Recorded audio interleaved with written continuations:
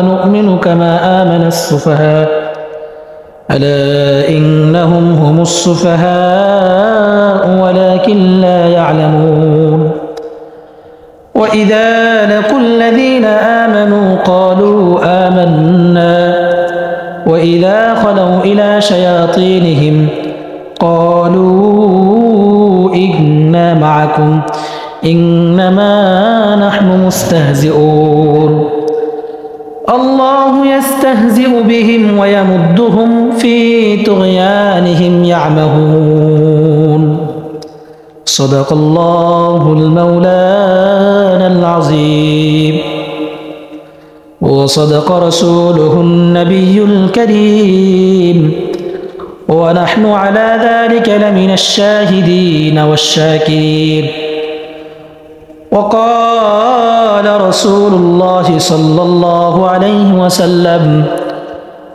آية المنافق ثلاث إذا حدث كذب وإذا وعد أخلف وإذا اؤتمن خان أو كما قال عليه الصلاة والسلام মুআজ্জাজ ও মুহতারাম মহান আল্লাহ তাবারক ওয়া তাআলার দরবারে লাখো কোটি শুকরিয়া যে আল্লাহ রাব্বুল ইজ্জত আল জালাল আমাদেরকে ইশারার নামাজের পরে সাপ্তাহিক ধারাবাহিক কোরআনে কারীমের তাফসীরে একত্রিত হয়ে বসার মতো আল্লাহ তাআলা তৌফিক দান করেছে এজন্য শুকরিয়া আদায় করি আলহামদুলিল্লাহ।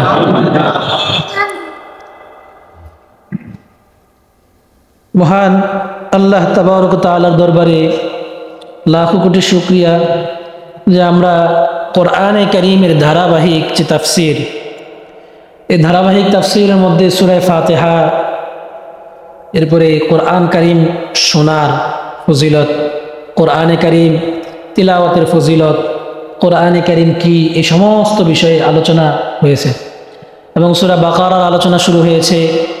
ধারাবাহিকভাবে আমরা ইতিপূর্বে আপনার 12 নম্বর আয়াত পর্যন্ত সূরা বাকারার আমরা আলোচনা শুনেছি। আজকে 13 নম্বর আয়াত থেকে 15 নম্বর আয়াত পর্যন্ত 3 আয়াতের আজকে আমরা তাফসীর করব। তো আল্লাহ তাআলা আমার বলার মতো যোগ্যতা ইস্তেদাদ আমার নাই। আল্লাহ তাআলার হাবিব জনাবে মুহাম্মদুর রাসূলুল্লাহ সাল্লাল্লাহু আলাইহি ওয়াসাল্লামের জাত ও সিফাতের বরকতে মুখতাসার একেবারে সংক্ষিপ্তে দু একটা কথা বলবো। আমলের নিয়তে আল্লাহ তাআলা আমাকে বলার এবং আপনাদেরকে শোনার মতো তৌফিক দান করুন, সকলে বলুন আমিন। মুআজ্জাজ ও মুহতারাম, কোরআনে কারীমের এই আয়াত বোঝার জন্য এর একটা প্রেক্ষাপট বোঝা দরকার। আল্লাহ তাআলা কোরআনে কারীমের মধ্যে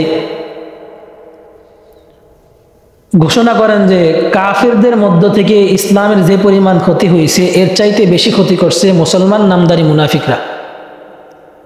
মুনাফিকদের ধারায় ইসলামের বেশি ক্ষতি হয়েছে, মুনাফিকরাই ইসলামের ক্ষতি করছে, কাফেররা যা করছে তার চাইতে 1000 গুণ বেশি। এজন্য আল্লাহ তাআলা কোরআনে কারীমের মধ্যে এই সূরা বাকারার এই শুরুতে 2 আয়াতের মধ্যে শেষ করছেন কাফেরের আলোচনা, এরপরে টানা 13 আয়াত পর্যন্ত 13টা আয়াত আল্লাহ তাআলা এই মুনাফিকের আলোচনা করছেন, আর মুনাফিক কারা তাদের পরিচয় তুলে ধরছেন এবং তাদের শাস্তি কি, তাদের অবস্থা তুলে ধরছেন। এর মধ্যে গত সপ্তাহে আমরা কিছু আলোচনা করছি, আজকে কিছু আলোচনা আছে, আবার আগামী সপ্তাহ লাগবে। মুনাফিকদের সবচেয়ে বড় সর্দার আব্দুল্লাহ ইবনে উবাই ইবনে সুলুল। এই আব্দুল্লাহ ইবনে উবাই ইবনে সুলুল মুনাফিকের সর্দার ছিলেন। মদিনার মধ্যে 2টা গোত্র ছিল, একটা গোত্রের নাম হলো আউস আর একটা গোত্রের নাম হলো খাজরাজ। এই 2 গোত্রের মধ্যে যুগ যুগ ধরে মারামারি, বংশমর্যাদা, কে কার থেকে বড় কে ছোট, এগুলা নিয়ে মারামারি। এমনকি তাদের পরিস্থিতি এমন যে একজন আরেকজনের ছায়া দেখলে পর্যন্ত ছুরিলে দাওলে এখন তেলে যায়। যেমন আমাদের দেশে কিছুতে কিছু হইলে একটা জেলা আছে, জেলার নাম হলো ব্রাহ্মণবাড়িয়া। পাহাড়েতে চুন খসলে টেটামেটা যা আছে দেশীয় অস্ত্র নিয়ে বাইরে যায়, এক গ্রুপ আরেক গ্রুপে কি করার লেগা, মারার লেগা। এরকম আউস আর খাজরাজ 1000 বছরের তাদের এই সমস্যা মদিনার মধ্যে। তবে এই আব্দুল্লাহ ইবনে উবাই ইবনে সুলুল এই লোকটা আবার আপনার এই খাজরাজদের মধ্যে নেতা ছিল। তার বিচক্ষণতা, তার কূটকৌশল, সমস্ত কিছু সব দিক বিবেচনায় সে একজন নেতা, এবং মদিনার অবিসংবাদিত একজন নেতা। সে রাজনৈতিক নেতা, রাজনৈতিকভাবে সমস্ত কিছু সবকিছু ডিল করতেছে, আন্তর্জাতিকভাবে একেবারে সবাই একেবারে মাইনে নিছেন যে ইনি আমাদের পরবর্তী নেতা। কিন্তু ঘটনাক্রমে আমাদের নবী হজরতে মুহাম্মদুর রাসূলুল্লাহ সাল্লাল্লাহু আলাইহি ওয়াসাল্লাম হিজরত করে মদিনায় গেছেন। মদিনায় যাওয়ার পরে এখন সকল সমস্যার সমাধান কে দেয়? আমাদের নবী। আউসের সমস্যা, খাজরাজের সমস্যা, দুই গোত্রের মারামারিও আল্লাহ তাআলার ইচ্ছায় আল্লাহ রাসূল সাল্লাল্লাহু আলাইহি ওয়াসাল্লাম সমাধান করে দিয়েছে। এখন নেতা হওয়ার কথা ছিল আব্দুল্লাহ ইবনে উবাই ইবনে সুলুলের, সে নেতা হওয়ার কথা। কিন্তু আল্লাহ রসুল যেদিন থেকে মদিনায় আসছেন, এরপর থেকে মদিনার সমস্ত সমস্যার সংকটে সমস্ত মানুষ আল্লাহ রসুলের কাছে যায়। কারণ কি? আল্লাহ তাআলা কোরআনে কারীমে আমার আপনার নবীকে রহমাতুল লিল আলামিন ঘোষণা করছেন, তিনি পুরা জগৎবাসীর জন্য কি রহমত। এখন মানুষ সেখানেই যাবে যেখানে রহমত আছে, যেখানে শান্তি আছে সেখানেই তো যাবে। এই জন্য সমস্ত মদিনার মানুষ সেখানেই যায় যেখানে রহমত, গেলেও সমাধান। আর এমন এমন সমাধান দেয় যে 1000 বছরের সমস্যার সমাধান হয়ে যাইতেছে। এইটা উবাই ইবনে সুলুল ভালোভাবে নিতে পারে না। এই যারা বাংলাদেশে ধরেন যারা রাজনীতি করে নেতা, এই নেতার কিছু সাংখ্যমাঙ্গ আছে না, দল আছে না, সেলাসামুন্ডা আছে না। নেতায় ভালো করলে কয় নেতা আপনার বক্তব্য ভালো হয়েছে, নেতায় পোশাক একটা পরলে কয় নেতা আপনার পোশাকটা কি ভালো, নেতায় একটা পা দিলে কয় নেতা আপনার পাদের গ্রানটাও সুন্দর। মানে যা আছে নেতারে পাম দিতে দিতে এই নেতারে পাম দিয়ে ভাঙ্গা ভাঙ্গা খাইয়া এই নেতার সেলাবেলা যারা আছে এরা হাজার হাজার কোটি টাকা পাচার কইরা কানাডার বেগম পাড়ায় বাড়ি বানিয়ে শেষ। জোরে কোন ঠিক নেই? এইরকম তো এরকম উবাই ইবনে সুলুলের আপনার কিছু লোক সাংখ্যপাঙ্গ এরাও আছে। তো এদের মুনাফিকি তখনও প্রকাশ হয় নাই, প্রকাশ হয়েছে কোন দিন? আপনার এরা বদরের যুদ্ধের সময় যখন দেখলো যে মক্কার কাফেররা কুরাইশরা আল্লাহ রসুলের কাছে, ইসলামের বাহিনীর কাছে, মুসলমান বাহিনীর কাছে পরাজয় বরণ করছে, তখন এরা একটু লড়াচড়া করছে। হ্যাঁ, মুহাম্মদ মদিনায় আসছে, আয়েশার সমস্ত রাজত্বের অধিকারী হয়ে গেল। এমন হয়েছে যে এখন মক্কাবাসীর এসে পরাজয় করে ফেলেছে, হারায় দিছে, এখন তো আমাদের অবস্থা খারাপ। এই জন্য তারা ভিতরে ভিতরে ষড়যন্ত্র চক্রান্ত ইহুদিদের সাথে সম্পর্ক রাইখা মুসলমানদের সাথে আসা যাওয়া, আল্লাহ রসুলের দরবারে মুসলমানদের সাথে আসা যাওয়া করতে শুরু করলো এই উবাই ইবনে সুলুল তার লোকেরা। তো এরপরে উহুদের যুদ্ধের সময় এই আব্দুল্লাহ ইবনে উবাই ইবনে সুলুলের সাথী 300 জন কাফেলায়, 300 জন। কতজন? 300 জন।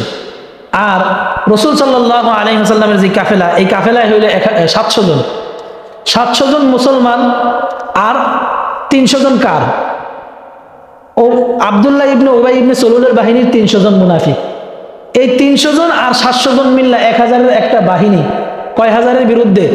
10,000-এর বিরুদ্ধে উহুদের যুদ্ধের দিকে জন্য রওনা হইতেছে। পথিমধ্যে আসার পরে এই আব্দুল্লাহ ইবনে উবাই ইবনে সুলুল অজুহাত একটা দাঁড় করাইছে। কি অজুহাত হইল? অজুহাত হইল যে 10,000-এর এত বড় এক বিশাল কাফেলা, এই কাফেলার সাথে আমরা 1000 জন, এটা তো মানে আত্মহত্যা ছাড়া আর কিছু না। আমি যাব না, আমি কি যাব না। মাঝপথে আইসা এখন সে পিছনে গেছে গা। আল্লাহ রসুল সাল্লাল্লাহু আলাইহি ওয়াসাল্লাম মনে বড় ব্যথা পাইছেন, কষ্ট পাইছেন। তারা 300 জন আগে আউট। এখন 10,000-এর বিরুদ্ধে কয় হাজার? 700। 1000-ও নাই, কয়জন? 700 জন। এই কাফেলার যুদ্ধ। যাই হোক, ঘটনা সেদিকে গেলাম না।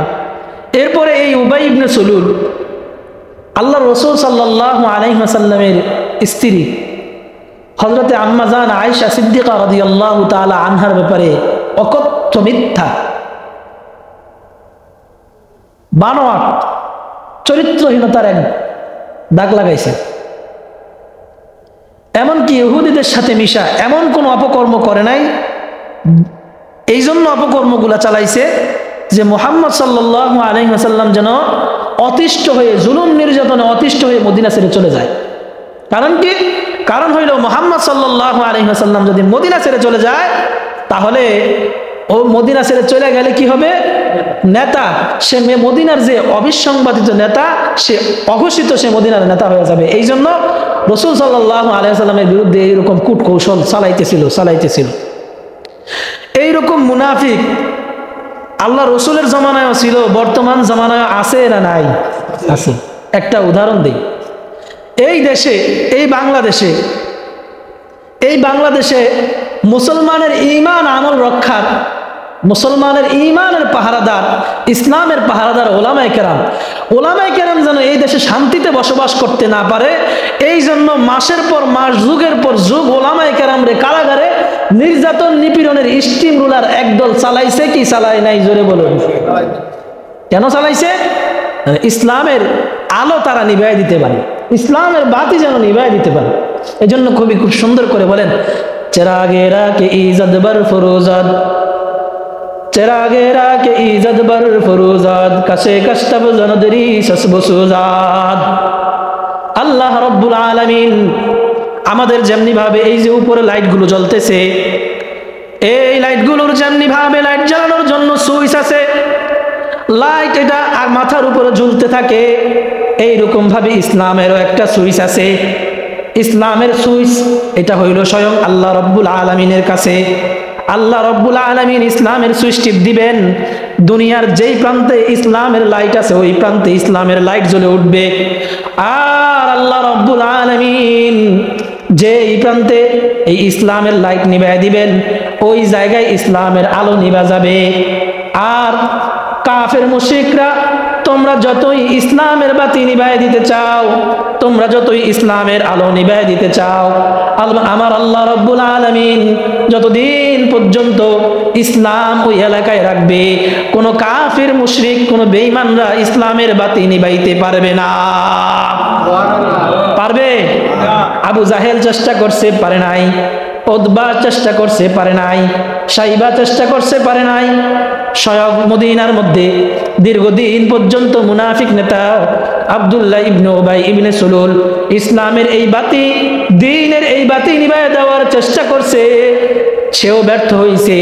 এমনি ভাবে যুগে যুগে ইসলামের বাতি নিভাইয়া দেওয়ার জন্য যুগে যুগে কাফের মুশরিক আর মুনাফিকরা কাজ করছে, কেউ পারে নাই। শেখ হাসিনাও ইসলামের বাতি নিভাইয়া দেওয়ার জন্য মাসের পর মাস ভারতীয় দাদাবাবুদেরকে সাথে নিয়ে চেষ্টা করছে। আজকে ইসলাম এই জমিনে ঠিকই আছে, কিন্তু শেখ হাসিনা নাই। জোরে কোন ঠিক? আজকে শেখ হাসিনা নাই। এই জন্য ইসলাম এটা আছে কিয়ামত পর্যন্ত, আল্লাহ যতদিন পর্যন্ত চায় ততদিন পর্যন্ত থাকবে। ইসলামের বাতি কেউ নিভাইতে পারবে না। এই আব্দুল্লাহ ইবনে উবাই ইবনে সুলুল যেদিন মৃত্যুবরণ করবে, মৃত্যুর আগে উবাই ইবনে সুলুল এই মুনাফিক সর্দারে আল্লাহ রসুল দেখতে গেছেন। আল্লাহ রসুল সাল্লাল্লাহু আলাইহি ওয়াসাল্লাম দেখতে যায় বলতেছেন, আমি তোমাকে বলছিলাম তুমি এই কাফের মুশরিক ইহুদিদের সাথে সম্পর্ক রাখো না, তুমি ইহুদিদের সাথে কি রাখো না? সম্পর্ক রাখো না। তো সে রাগ হয়ে, গোসায়, রাগান্বিত অবস্থা, হ্যাঁ আপনার আসওয়াদ ইবনে জুরাইরা সে তো ইহুদিদের সাথে সম্পর্ক রাখে নাই, তার অবস্থা কি হয়েছে জানেন না? এরকম একটা ধমকির সুর। এরপরে বলতেছে, এখন এগুলা নিয়ে কথাবার্তার সময় না, আপনার কাছে আমার 3টা আবদার, মামুর বাড়ির কলা, আপনার কাছে 3টা আবদার। 1 নম্বর, আমার মৃত্যুর পরে আমার গোসলের সময় আপনি পাশে থাকেন। মৃত্যুর পরে গোসলের সময় কিসের দিকে থাকেন? পাশে থাকেন। আর কি? আর হইলো আপনার গায়ে যে জুব্বাটা আছে, এই জুব্বাটা দিয়ে আমার কাফনের কাপড় দিয়েন। 3 নম্বর, আপনি আমার জানাজাটা পড়েন। আপনি আমার কি পড়েন? জানাজা পড়েন। এই 3টা আবদার। আল্লাহ রসুল সাল্লাল্লাহু আলাইহি ওয়াসাল্লাম এই মুনাফিক সর্দার মারা যাওয়ার পরে আল্লাহ রসুল সাল্লাল্লাহু আলাইহি ওয়াসাল্লাম তার গোসলের সময় পাশে ছিলেন এবং তাকে তার ওই জুব্বা মুবারক দিছেন। আর 3 নম্বর হইল আল্লাহ রসুল সাল্লাল্লাহু আলাইহি ওয়াসাল্লাম এই মুনাফিক সর্দারের জানাজা পড়ার জন্য যখন ইমামতি করতে সামনে যাবে, তখন হযরত ওমর রাদিয়াল্লাহু তাআলা আনহু রাসূল সাল্লাল্লাহু আলাইহি ওয়াসাল্লামের চাদরটা ধরে টান দিছে, হুজুর দাঁড়ান, একটু কথা আছে। কি আপনি জানেন না সে মুনাফিক? জানি। আপনি তার জানাজা পড়াইতেছেন, আল্লাহ তো নিষেধ করছে। তখনও মুনাফিকদের জানাজা পড়াইতে নিষেধ করেন নাই আল্লাহ তাআলা, আয়াত নাজিল হয় নাই। তো আল্লাহ তখন রাসূল সাল্লাল্লাহু আলাইহি ওয়াসাল্লাম বলতেছেন, আল্লাহ তাআলা বলছেন, হে নবী, আপনি তাদের জন্য 70 বার ইস্তেগফার পাঠ করেন আর না করেন, আমি আল্লাহ রাব্বুল আলামিন তাদেরকে ক্ষমা করব না। কিন্তু রাসূল সাল্লাল্লাহু আলাইহি ওয়াসাল্লাম ওমরকে বুঝাইলেন, ওমর, আমাকে আল্লাহ তাআলা তার জানাজা পড়াইতে নিষেধ করেন নাই, তাকে ক্ষমা করতে নিষেধ, তার জন্য ক্ষমা চাইতে নিষেধ করেন নাই, দোয়া করতে নিষেধ করেন নাই। আর যেহেতু আমি পুরা জগতের জন্য রহমাতুল লিল আলামিন, সেজন্য আমি পুরা যতক্ষণ পর্যন্ত আমার উপরে কোরআনের ওহী না আসবে ততক্ষণ পর্যন্ত আমি এই আব্দুল্লাহ ইবনে উবাই ইবনে সলুল মুনাফিক সর্দারের জন্য রহমাতুল লিল আলামিন। সুবহানাল্লাহ। কত কষ্ট দিছে, এরপরেও আল্লাহ রসুল সাল্লাল্লাহু আলাইহি ওয়াসাল্লাম সে যে মামুর, আল্লাহ রসুল সাল্লাল্লাহু আলাইহি ওয়াসাল্লাম কাছে যেই আবদারগুলো সে করছে, মামুর বাড়ির আবদার, এই তিনটা আবদার পূরণ করছে। জানাজা পড়াইছে, জানাজা পড়ানোর পরে, এই জানাজা পড়ানোর পরে আল্লাহ তাআলা কোরআনে কারীম আয়াত নাযিল করছে এরপর থেকে, যে আজকের দিন থেকে আপনি আর কোনো মুনাফিকের জানাজা পড়াবেন না, আজকের পর থেকে আপনি আর কোনো মুনাফিকের কবরের পাশে গিয়েও দাঁড়াবেন না। উবাই ইবনে সলুল এর জানাজা পড়ানোর পরে আল্লাহ তাআলা এই যখন রাসূল সাল্লাল্লাহু আলাইহি ওয়াসাল্লাম এই জানাজা পড়াইলেন, এই জানাজা পড়ানোর পরে এই জানাজার মধ্যে 1000 মুনাফিক উপস্থিত ছিল। 1000 মুনাফিক এখানে উপস্থিত ছিল জানাজার মধ্যে। যখন দেখলো আল্লাহ রাসূল সাল্লাল্লাহু আলাইহি ওয়াসাল্লাম জানাজা পড়াইছেন, রহমতের দৃষ্টান্ত পেশ করলেন, মায়ার দৃষ্টান্ত পেশ করলেন, তখন এই 1000 মুনাফিক পরিপূর্ণ ঈমান আইনা প্রকৃতপক্ষে মুমিন হয়ে গেলেন, শুধুমাত্র এই দৃষ্টান্ত স্থাপন করার কারণে। এই জন্য হযরত ওমর রাদিয়াল্লাহু তাআলা আনহু বলেন, আমি মৃত্যু উনি মৃত্যু পর্যন্ত এই জন্য লজ্জিত ছিল যে আমি রাসূল সাল্লাল্লাহু আলাইহি ওয়াসাল্লামের চাদর ধরে টান দিছিলাম, এই জন্য টান দিছি, তা আমি মন মানতেছিল না এই মুনাফিক সর্দারের জানাজা পড়াইবো, এটা আমার মন মানতেছিল না, এই জন্য আমি রাসূলের চাদর ধরে টান দিছি। কিন্তু এর ফলাফল যে এত মিষ্টি, এর ফলাফল যে এত সুন্দর, এটা আমি কল্পনা করিনি, যে এই জানাজার কারণে 1000 মুনাফিক প্রকৃত মুমিন হয়ে যাবে, এটা আমি কল্পনা করিনি। এটাই ইসলামের সৌন্দর্য। আমাদেরকে কাফের মুশরিকরা কাটা দিছে, আমাদেরকে কি বলে যুগ যুগে আমাদেরকে অত্যাচার, জুলুম, নির্যাতনের স্টিম রোলার চালাইছে মুসলমান নামদারি শেখ হাসিনা মার্কা মুনাফিকগুলা, মুসলমান নামদারি, এরপরে ডাক্তার কামাল, মুসলমান নামদারি গালফুলা কামালরা আমাদেরকে যুগ যুগ আমাদের উপর স্টিম রোলার চালাইছে। কিন্তু আমরা বিনিময়ে তাদেরকে ইসলামের সৌন্দর্য আর ভালোবাসা তাদের মধ্যে বিলায় দিছি। জোরে বলুন সুবহানাল্লাহ। আমরা শুধু ভালোবাসা বিলাইছি। এই হইল মুনাফিকদের আলোচনা, এই হইল মুনাফিক। আল্লাহ রাসূল সাল্লাল্লাহু আলাইহি ওয়াসাল্লাম এর ভিতরে মুনাফিক আবার দুই প্রকার। এক প্রকারের মুনাফিক বুঝেন, এক প্রকার মুনাফিক হইল কুফরের সাথে সম্পৃক্ত, এক প্রকারের মুনাফিক হলো কুফরের সাথে সম্পৃক্ত, সরাসরি কাফের, মানে এরা নামে মুসলমান দাবি করে কিন্তু তারা কাফের, নামে মুসলমান। আরেক প্রকারের মুনাফিক হইল তারা দ্বিধাদ্বন্দ্বের মুনাফিক, ইসলামের কিছু বিষয় আছে, এই ধরনের মুনাফিক। এই আল্লাহ তাআলা, আল্লাহ রাসূল সাল্লাল্লাহু আলাইহি ওয়াসাল্লাম এক হাদিসের মধ্যে বর্ণনা করেন, আয়াতুল মুনাফিকি সালাসুন ইযা হাদাসা কাযাবা ওয়া ইযা ওয়াদা আখলাফা ওয়া ইযা তুমিনা খানা। মুনাফিকদের আলামত, এক নম্বর মুনাফিকের আলামত হইল যখন মুনাফিক কথা বলে মিথ্যা কথা বলে, এক নম্বর আলামত যখন কথা বলে মিথ্যা কথা বলে। দুই নম্বর যখন তার কাছে কোনো আমানত রাখা হয় তখন আমানতের খেয়ানত করে। তিন নম্বর মুনাফিক যখন ওয়া ইযা ওয়াদা আখলাফা ওয়া ইযা তুমিনা খানা, আর যখন ওয়াদা করে তখন সে ওয়াদার খেলাপ করে। মানুষের একটা কথা দিছে, এই কথার সে কি করে? খেলাপ করে, কথার বরখেলাপ করে। এই মুনাফিকের তিনটা আলামত। অন্য জায়গায় আছে ওয়া ইযা খাসামা ফাজারা ওয়া ইযা খাসামা ফাজারা। মুনাফিকের আরো একটা আলামত এইরকম, যখন উভয়ে পরস্পরে ঝগড়া করে, ঝগড়া বিবাদে জড়ায়, যখন মানুষ একে অপরের সাথে ঝগড়া বিবাদে জড়ায় মুনাফিক দেখবেন যে ওই ঝগড়া বিবাদে জড়ানোর পরে যে মানুষকে অকথ্য ভাষায় গালাগালি করে, এই গালাগালি করাটাও হইল ইসলামের দৃষ্টিতে মুনাফিকি। যার মধ্যে মুনাফিকি আছে সে কখনো যে যার মধ্যে মুনাফিকি সে মানুষকে ঝগড়াঝাটির অবস্থায় গালাগালি করে, আর যার মধ্যে মুনাফিকি নাই সে ঝগড়া করবে কিন্তু গালাগালি করবে না। দ্বন্দ্ব হতেই পারে, কথা কাটাকাটি হতেই পারে, কিন্তু যার মধ্যে এই মুনাফিকের আলামতটা আছে সে কি করে? কথা বলেন, সে কি করে? গালাগালি করে, অসভ্য কথা বলে, এটা মুনাফিকের আলামত। আরেকটা আলামত হইল ওয়াইদা আহাদা গাদারা, ওয়াইদা আহাদা গাদারা, যখন অঙ্গীকার করে অঙ্গীকারের সাথে গাদ্দারি করে। হ্যাঁ, অঙ্গীকার করলে গাদ্দারি করে। আপনার সাথে একটা কথা দিছে, কথা দিয়ে একেবারে ঘুরাইতে ঘুরাইতে শেষ, এইরকম গাদ্দারি। এই গাদ্দারদেরকেও মুনাফিক বলা হয়। 3 নম্বর আরেক জায়গায় আছে আসসালামু আলাইকুম, যারা মুনাফিক তারা সালাম সুন্দরভাবে দেয় না। কি বলে? আসসালামু আলাইকুম। আমরা তো সালাম দিই, কেউ আছে আসসালামু আলাইকুম, আর কেউ পারি না সালাম দেওয়ার, সুন্দর করে চেষ্টা করি কিন্তু সুন্দর করতে পারি না, বয়স হয়ে গেছে, জিহ্বা ভার, আসসালামু আলাইকুম আসে না। আর কেউ ইচ্ছা করে সালাম আলাইকুম, সালাম আলাইকুম, সালাম আলাইকুম, তাই না? সালাম আলাইকুম, সালাম আলাইকুম, এই সালাম আলাইকুম, এই আসসালামু আলাইকুম। মুনাফিকরা মুসলমানদেরকে দেখলে বলতেন সালামু আলাইকুম, তোমার জন্য ধ্বংস। আমরা বলতাম না আসসালামু আলাইকুম, আল্লাহ তাআলা তোমার উপর কি বর্ষিত করুক? শান্তি বর্ষিত করুক। আর মুনাফিকরা মুসলমান বলতেন আসসালামু আলাইকুম, ধাক্কা দিয়ে আসসালামু আলাইকুম, মানে তোমার উপরে কি হোক? ধ্বংস হোক, তোমার ধ্বংস কামনা করে। এই যারা ধ্বংস কামনা করে মুসলমানের, এরাও মুনাফিক। এই ধ্বংস কামনা করা, এই ধ্বংসা ভারতের পক্ষপাতী হইয়া ভারতের পক্ষ অবস্থান নিয়ে মুসলমানের, বাংলাদেশের মুসলমানের উপর স্টিম রোলার চালায়। বাংলাদেশের মুসলমান ইফতার করতে পারে না ঢাকা বিশ্ববিদ্যালয়ে, এই ভারতের পক্ষ অবস্থান করে এই ধ্বংস কামনা করে, এরাও মুনাফিক। এরাও কি ভাই? মুনাফিক। এরপরে আল্লাহ রাসূল সাল্লাল্লাহু আলাইহি, আল্লাহ তাআলা কোরআনে কারীমের আয়াত আল্লাহ তাআলা বলেন মুনাফিকের আরেকটা আলামত হলো তারা নামাজের মধ্যে অলসতা করে।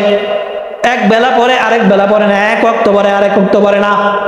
2 নম্বর, নামাজের মধ্যে যারা মানুষকে দেখানোর জন্য নামাজের মধ্যে দাঁড়ায়, মানুষকে দেখানোর জন্য, আমি যদি নামাজ না পড়ি আমাকে অমুকে কি বলবে, আমি যদি নামাজ না পড়ি মুসলমানরা আমারে কি বলবে, এই জন্য মানুষকে দেখানোর জন্য নামাজ দাঁড়ায়।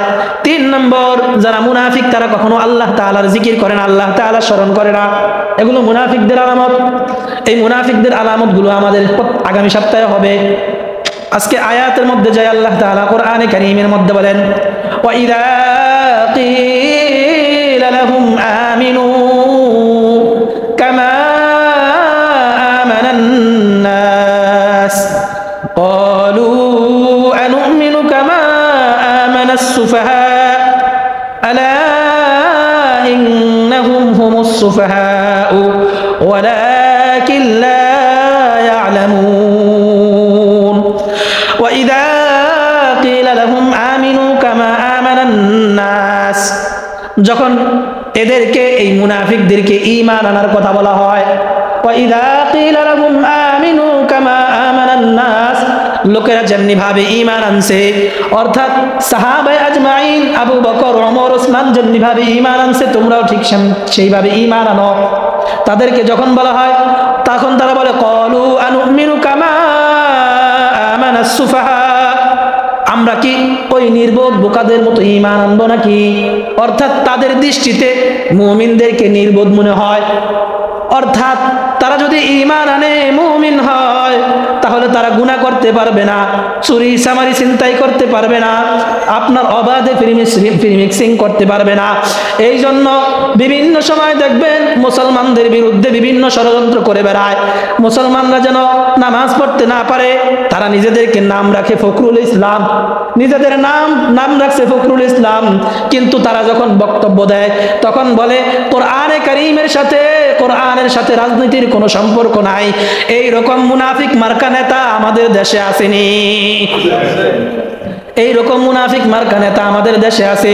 কারণ এই রাম বাম এই নাস্তিকগুলো জানে কোরআনের আইন যদি প্রতিষ্ঠা হয় তাহলে সমাজের মধ্যে জিনা করতে পারবে না, মেয়েদেরকে দর্শন করতে পারবে না, মেয়েদেরকে পণ্য বানাইতে পারবে না, মেয়েদেরকে ভোগের বস্তু বানাইতে পারবে না, মেয়েদেরকে বিভিন্ন জায়গায় নিয়ে বিভিন্ন অকাজ কুকাজ করতে পারবে না।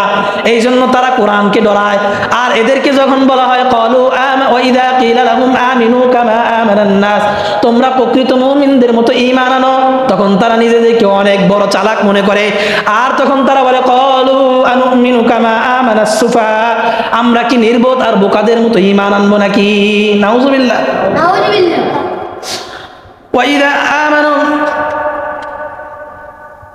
আলা ইন্নাহুম হুমুস সুফাহাউ ওয়ালাকিন লা ইয়ালামুন।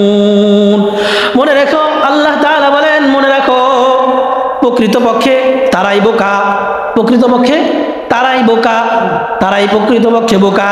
ওয়ালাকিন লা ইয়ালামুন, কিন্তু তারা তা জানে না। তারা মনে করে এরা খুব চালাক মানুষ, কিন্তু তারা জানে না এরাই যে বোকা। তারা নিজেরা দুনিয়াতেও প্রতারিত হচ্ছে, আখিরাতেও তারা কি হবে?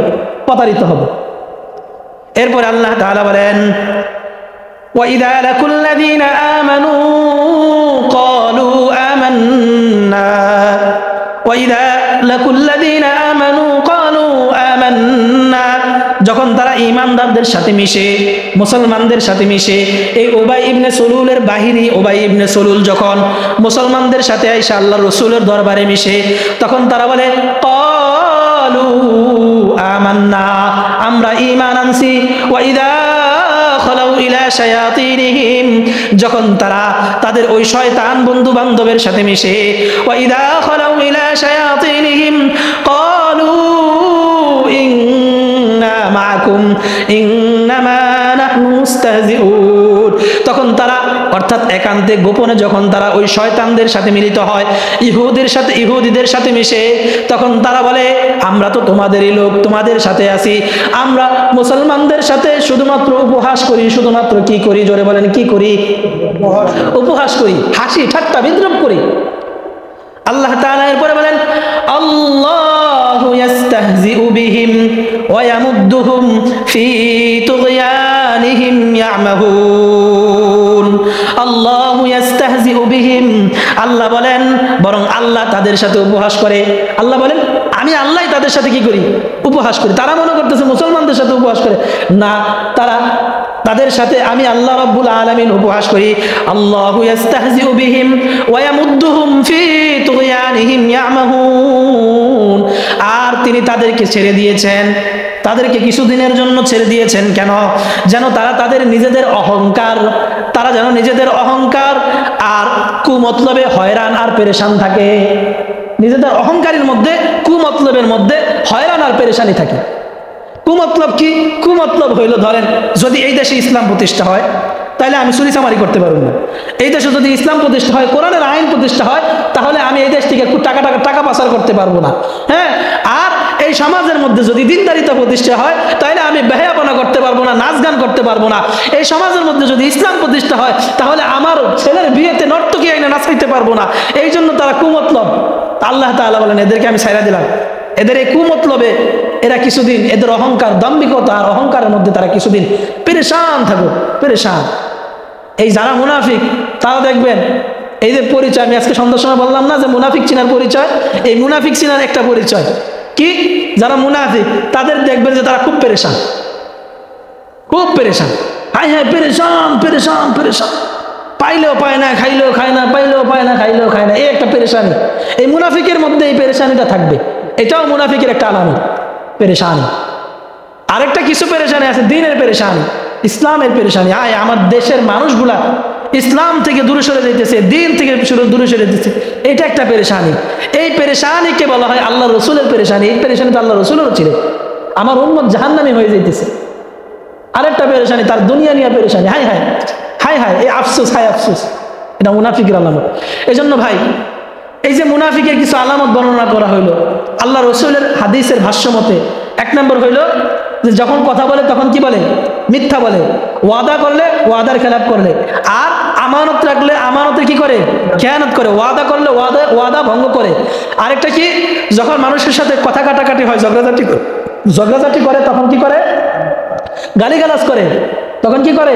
গালিগালাজ করে। আল্লাহ রাসূল সাল্লাল্লাহু আলাইহি হাদিস, ওয়া ইযা খাসামা ফাজারা, যখন কি করে?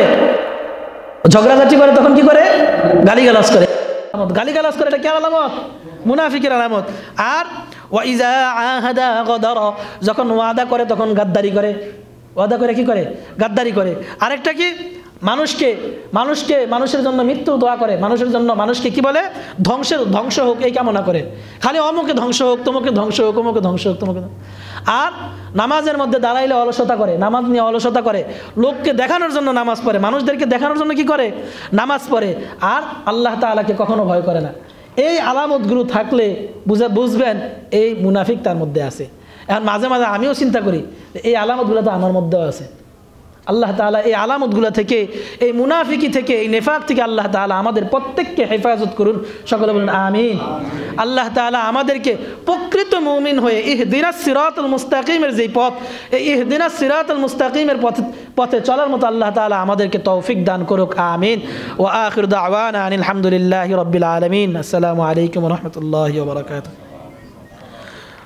আমাদের জনাব সাইফুল ইসলাম সাহেব মসজিদের সম্মানিত কেশিয়া সাহেব দোয়া চেয়েছেন তার শ্বশুরের জন্য।